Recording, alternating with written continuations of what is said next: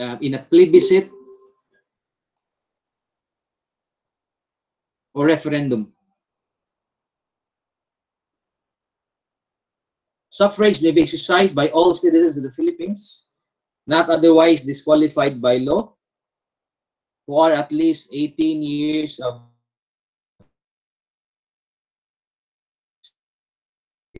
for at least 1 year, and in the place where they propose to vote for at least 6 months immediately preceding the election. So there are qualifications of who can exercise this right to vote or exercise the privilege or a political right. Citizens of the Philippines, one,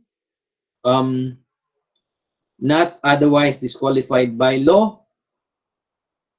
Third, who are 18 years of age.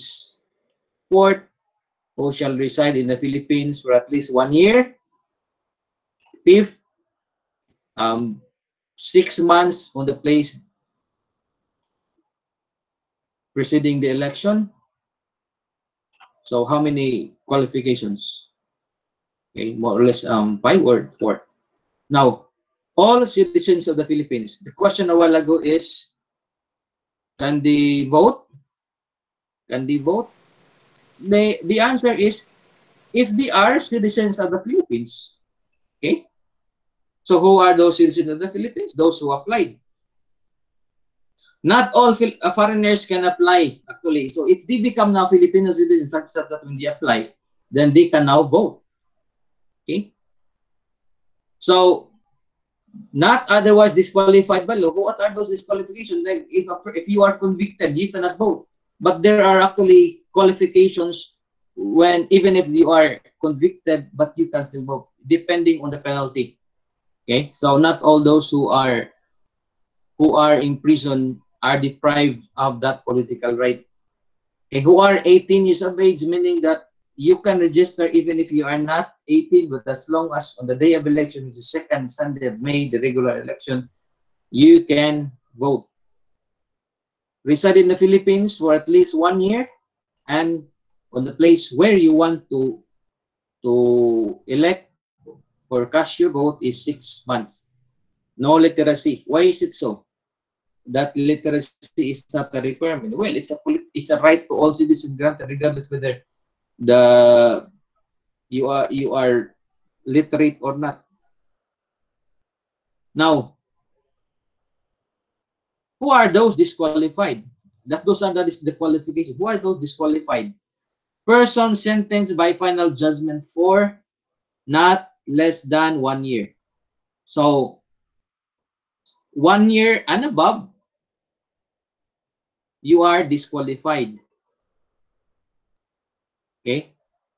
So less than 1 year, you can still vote. So if the penalty involved is less than 1 year, you can still vote. But above, you are disqualified. Persons committing crime involving disloyalty to the duly constituted government, like rebellion, okay, or treason, you cannot vote. Or insane. Okay? Who are those insane? Of course, declared by court as really insane. So that's the meaning of it. If it's declared by the court to be insane, then you cannot vote. Now, what are the there are requirements actually. If you have 2 residences, you can only vote once. For example, let's say, what are the proof that you change your domicile? Animus non revertendi. You do not have the intention to return back. Meaning your new residence now is your intention of living there permanently. And then the other one is animus manendi. You have the intention to change the previous residence. Okay, and then the third is bodily presence. You are there most of the time spending your vacation. Okay, those are the 3 proofs that you change your domicile. Is it important? Yes. Okay, because you may be filing a certificate of residency in one place and after a year you transfer to another. Now we go to the second. Congress shall provide a system for securing the secrecy and sanctity of the ballot as well as a system for absentee voting by qualified Filipinos abroad. So who shall provide a system for securing the secrecy? It is the Congress, but the COMELEC will implement it. Okay, as an independent body, COMELEC also is empowered by Congress to execute the law securing the secrecy and the sanctity of the ballot, as well as the system for absentee voting. What do you mean by absentee voting? Those who cannot vote in the Philippines simply because they are working abroad, or perhaps they are exercising, they are doing a job that is vital to election, like a military. In fact, they're proposing that military should, if they are assigned somewhere else, they can vote in the place where they are assigned. Okay, by qualified Filipinos abroad only. Okay, but the one I'm talking is a possibility in which, so that they will not be deprived of the right to vote. But the absentee voting specifically allows only to vote certain candidates. There are four. What are those? President, vice president, senator, and is it district representative? No, it's party list only. So there are four. Why district? Because they do not have any district in other country, but they can choose their representative in Congress, the party list who may represent them. Okay, so those are the four positions that they may vote even if they are in other country. So Congress shall also design a procedure for the disabled and illiterates to vote without assistance of the other persons. So in reality, those illiterate are assisted by their leaders so that they will vote in the candidate that the leader wanted to vote for them. So, but Congress should make a procedure that even those disabled can still vote without assistance of other persons.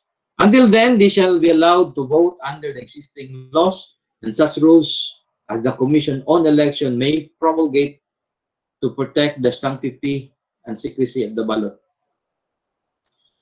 So, how do COMELEC protect the sanctity and secrecy of the ballot? Of course, they do all the means. Right now, we use Smartmatic, okay, a PCOS machine, just to, well, so that there will be no vote buying and no one will know, not even the candidate will know who are the persons that they voted during election.